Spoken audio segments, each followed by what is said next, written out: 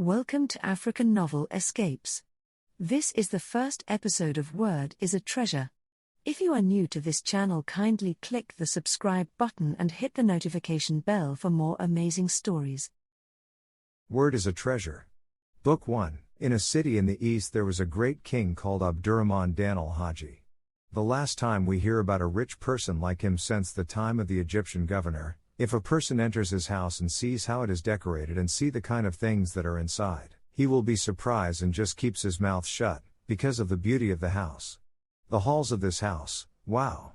Even if a person says that he will stop and explain the wealth of King Abdurrahman to those who do not know what the world is, they will think that I am taking rubbish. But all the riches of the king became useless, because he had no children, no nephews, no brother. He only have one daughter, and she is even married. So the king has no one who he will see to make him happy in his kingdom. He saw that when he dies, all the wealth will be divided and given to his wife and daughter only. What is left should be put in the treasury. And his kingdom will be occupied by the one given by God. If he remembers this, all the blessings of this world that God has given him will sims as a darkness. As times go on, his daughter gave birth to a boy, a party was held, and the child was named Mamadou.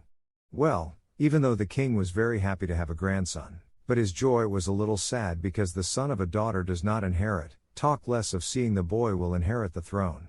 While he was in this sadness, there is one great scholar come and talk him that. I had a dream yesterday. I was told to tell you that you will gather 40 teachers to pray for you for 40 days. If God wills, you will give birth. The king was happy with this dream. He took money and clothes to give to this teacher. The teacher said that it's not money that bring him here, he came to deliver his message. He said goodbye, and left. The day did not turn again until the king had 40 of his country's leading scholars gathered for him, and he told them what he wanted. They said, well, may God accept our request. People said amen. They made preparations, entered the mosque, and start praying. God answered their prayers and accepted their request. Recently, the king's wife became pregnant, and after 9 months she gave birth to a baby boy, whose beauty is endless. The celebration that took place in this country, and the happiness of the king based on this matter, you yourself know that it is impossible to explain it in this small book. The boy was named Musa. The distance between him and the king's grandson is not even up to a year. The king took his love and put it on the child's head. To describe the kind of love the king has for his own son, it's unbelievable. After 2 years, the child was weaned. The king also sent for his grandson Mamadou, and they were completely weaned so that they could be playing together. And they get up, together like twins, nothing separates them. With all this, the king minister wish, since the king did not have a son, if he dies, he will inherit the throne.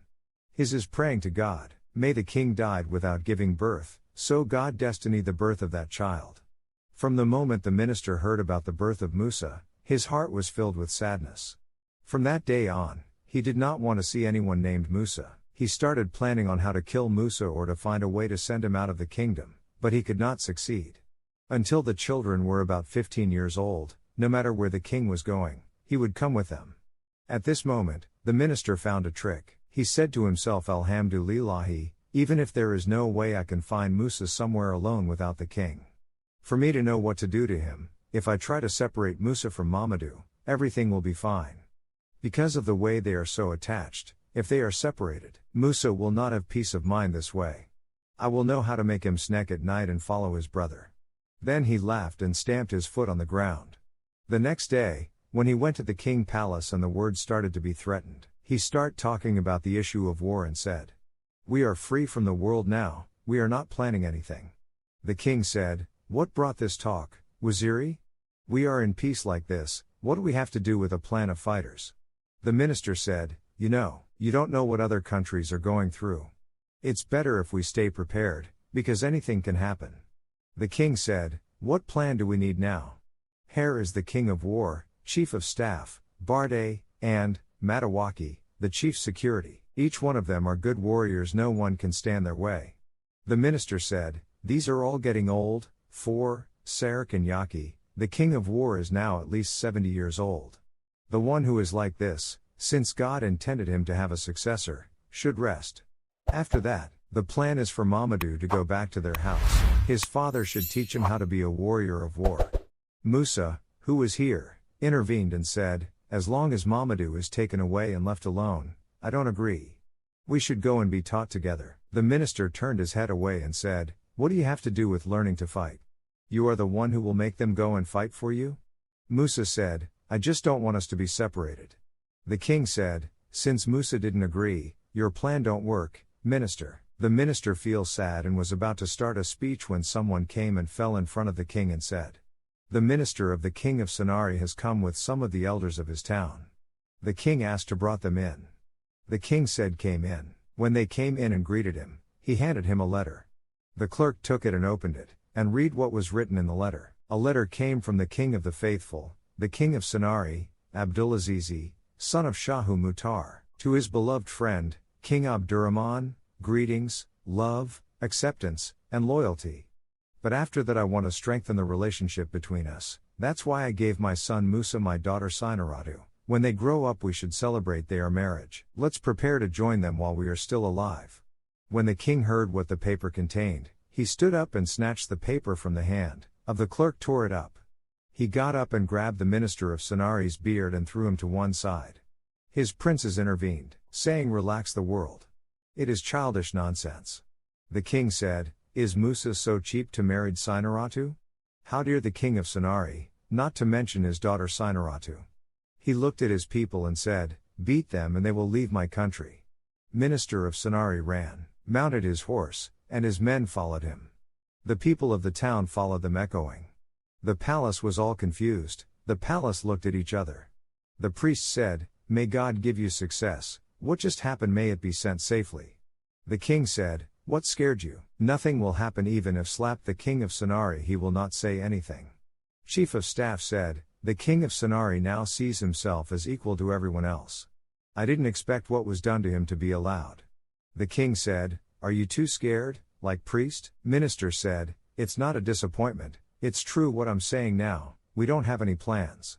People said, "You are right, minister, the king of war is about 20 days now, he is not feeling well, so he will be laid to rest, and he does not even have a successor." The king became even more angry and said, "He doesn't have an heir? In other words, did you get involved in this old nonsense? As long as Mamadou's words are true to you, I have taken a promise, even if he can't do anything, whatever war starts in the future, he will be the leader." After meeting was over, they went out gossiping about the minister. The minister returned home anger, and start thinking of advice on what to do to the king to calm his anger down. That night he couldn't sleep, he decided to lie down until morning. In the morning, he wrote a letter to the king of Sanari and said, "Don't let anything scare you about King Abdurrahman, he is nothing. As long as you take the promise that you will appoint me as the king of this town, I know how to help you conquer the country, because all the people of the country hear what I told them. First of all, you have to bind the intention now come before they are ready. Follow the path of Kimba, because no one will knows until you enter the city. Come with this boy and let him show you the way, because there is no one in the country who knows this way except him." Then he gave the letter to one of his trusted servants, Barakai, to tell him what to do and let him go. King Abdurrahman did not bother about the king of Sanari. At that moment, he had the horses tied. He rode with the children and they went to get some fresh air. Until they reached a swamp, they sat down and rested. Then there was an Arab man carrying a parrot in a bag. Even when Musa raised his eyes and saw him, he said, "Allo, allo, here's a parrot to buy for us." Immediately, a servant of the king who had gone with him called the Arab man and asked him how much for the money. The Arab said, "If it's not 200 naira, I'm not selling it." When the servant heard this, he said, "No. Are you making fun of the king? Do you think that what the king asked you was a proverb?" When the servant angered the king like this, he said that the Arab man should be arrested. The servants who were brought with them attacked him as if they were going to eat him raw, both him and his bird. As soon as the bird saw this, he raised his voice and said, "May God grant you victory, do not hiss according to the truth of my master. In my opinion, the same 200 naira that he was fallen has broken my dignity. I shouldn't have been sent away with just 200 naira only." Then the king told the servants to stop. He looked at the little bird and said, "You little bird, what is your reason for being so brave like this?" Then the parrot bowed his head and said, "There is, may God save your life. The strength I am doing is not because of the beauty of my body, nor because of the pleasure of the mouth that God has given me, but because of the gift that our Lord gave me through the ability to see the future, it has took me to the field and level that I can tell about what will be done in the future, not to mention asking me what has been done. And if you want to hear stories, whether they are about demons, or about thieves, or about kings, if you buy me, don't waste your money in vain buying Alpha Layla, or books by Europeans who doesn't have any other than news from the travels to countries, except for the histories and calculations, and the health reports, those who are bored with people. And if you are looking for a place of wealth, if you buy me, the need will pay. The king said, through your voices that has no meaning? The parrot said, words is not something to be despised. Because word is a treasure. When the children heard that he was able to tell stories, that was what they wanted, they jumped up and down and were happy. The king held his mouth and wondered about this bird. The king said to the parrot, wait, what's all this kind of proudness? Praising yourself is ignorance. If you have wisdom, tell me today how old is Musa? The other people who came with the king burst out laughing and said to the king, may God give you victory, you have killed his mouth for us.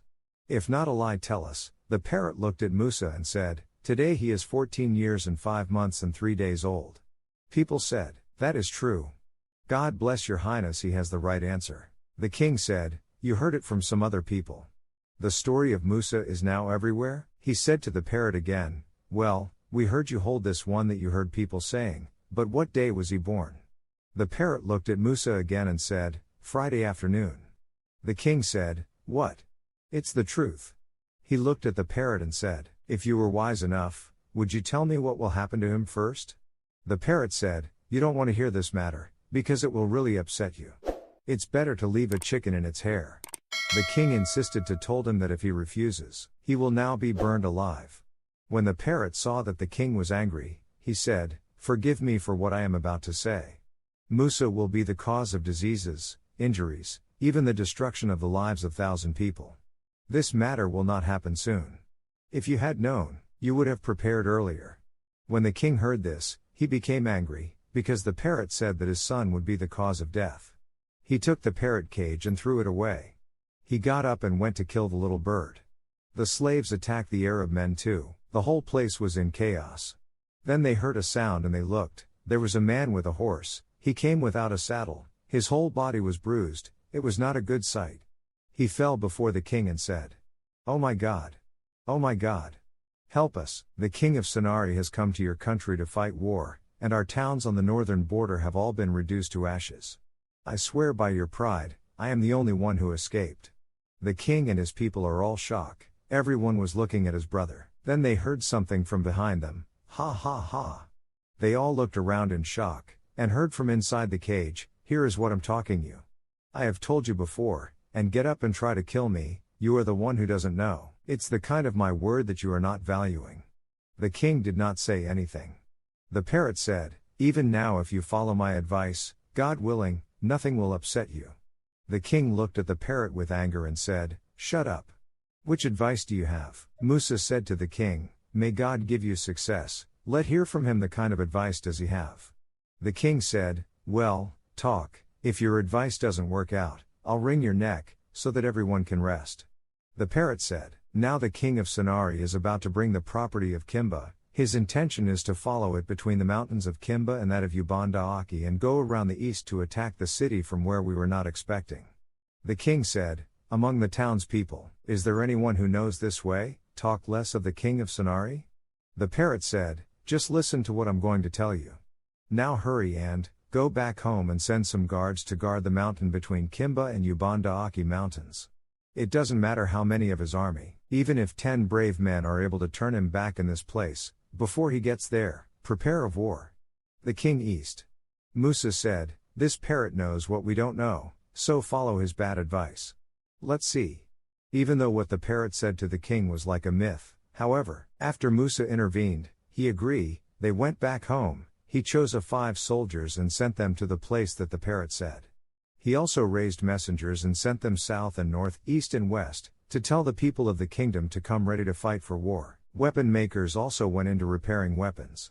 He was there for about 5 days when one of the messengers sent by the king came with the good news and said to the king, may God give you success, This strategy you have made has succeeded. We have been here for a long time and we have been lying in wait where you told us, and we saw the dust blocking the sky, and you can only see the people who are holding weapons up.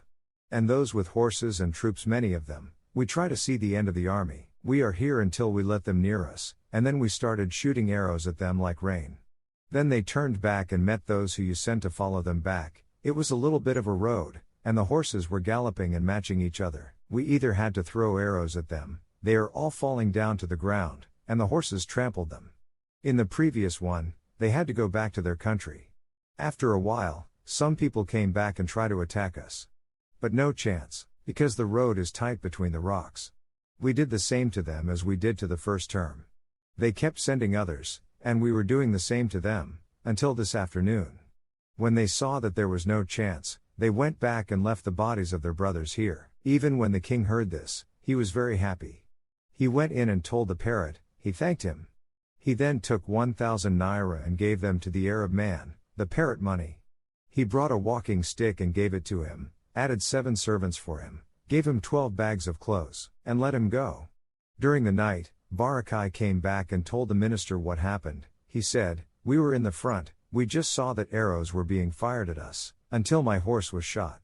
Even when I saw this, I knelt under him as if I was dead. I spent the whole day without moving, there was a war going on over me. When it was midnight, I heard they were quiet, so I slept and came back. The minister welcomed him and said, I hope no one recognized you? Barakai said, I'm sure no one recognizes me. The minister said, well, that's great. But I wonder how the king realized that they will come there. Barakai said, me too, I was wondering. I didn't discuss it with anyone. The minister said, Sanari people are hypocrites, but it doesn't matter, tomorrow is another day. After about 3 days, the call for war was gathered. The town was filled with horses and troops to the point where it overflowed. The village's troops were separated from the city and there was no one that filled to come to the king's call. When the king saw that everyone was present, early in the morning he called the minister and left him to guard the city. The minister lied down and said, I have accepted this with my right hand, your majesty. The king got up and entered inside his house. He called 15 of his trusted servants, and left them to guard the house, and told them to be careful not to let Musa to go out, till God brings them back safely. He went and called Musa and take him to the parrot palace and said, if you dare to go out of this house when I'm not around, I didn't allow that.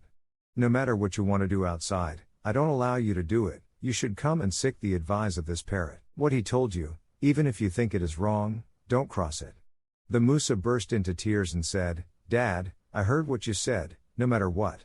The king turned to the parrot and said, and you, here is my trust for you, if you betray me, I will not forgive you. The parrot said, that's right, your highness.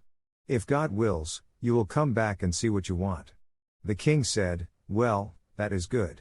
He get up and say, by the way, yesterday I saw someone with a female parrot, I bought it to join you together, so that she will be keeping you company. He sent the guard to bring her, and they were joined and get married. The parrot was grateful, and they saluted the king. When it's time to go, the travel stamps were printed. The king climbed his horse, and the minister came and said, may God give you victory. Are you forgotten what you said? You promised that every war that started in this kingdom Mamandu will be leader. The king got angry, he was having the sorrow of separating him from his family, and the minister came with another nonsense issue. Then he intervened and called Mamandu and said, there is the horse, get on it and let's go, we are going with you. Mamandu claimed the horse. Musa said, I will follow you too. The king said, I am not going with you. Musa burst into tears and said no one is separating him from Mamandu. The king shouted at him to go back home, called the housemaster and the servants who were left behind, and said, make sure you don't let Musa even peek outside. If anything happens to him, I will kill you all. They entered the house with Musa. The army gathered, and they were heading where the king of Sanari would appear. When the minister saw that Musa and Mamandu were separated, and the king was not around, he went home and rejoicing, jumping up and down. He started thinking about what he would do to destroy Musa before the king come back. Because if he succeeds in killing Musa, everything that happens in the battle is based on him. If the king of Sanari wins, the demand will pay. If King Abdurrahman also wins, all the same, because sooner or later I will succeed on the throne. When the dust of war disappeared, he called 4 of his servants whom he trusted, and said that he had a request, and whoever fulfill his request he would be set free. They all bunned, and said, "Say what you want, and we'll fulfill it for you." The minister said, "I want you to kill Musa for me. He is there in the king's house, locked up, and all the servants of the king are guarding him." Then they said, "If that's the case, how can we kill him?"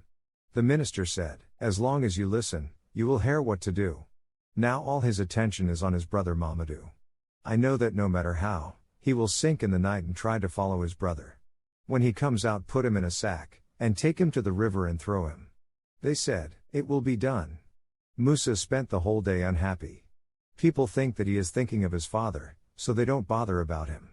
In the evening, the housemaster locked all the doors and handed the key to Musa through the window, as the king told him to be doing every day. He went back to the living room where the servants were sitting, and they talked until almost morning, then they fell asleep.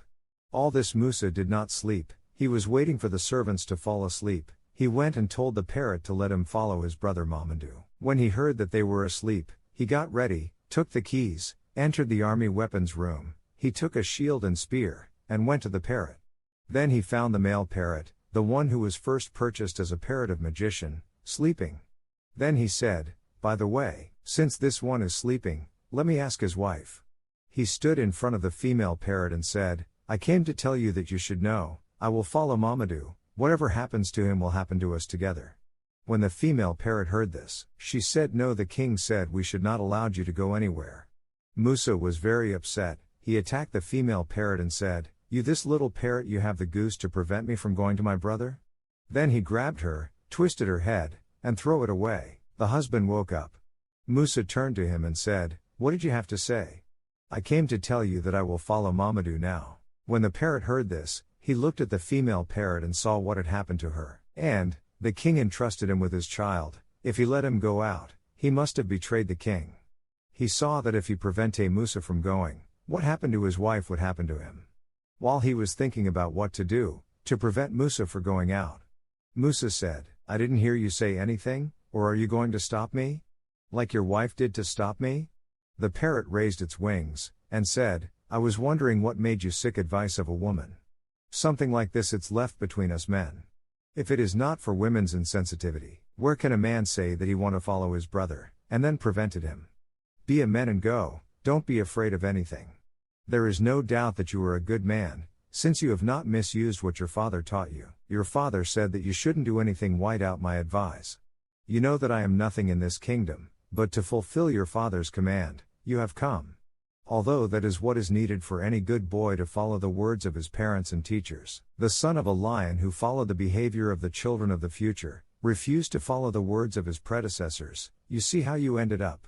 Musa said, "Son of a lion? What statement did he refuse to follow? Does animals also talk?" The parrot said, "Yes. They do. Let's me talk you how they did." Thanks for watching this episode of Word is a Treasure. In the next episode we'll hear the story that parrot talked Musa, and to his cover that did Musa live the house at that night.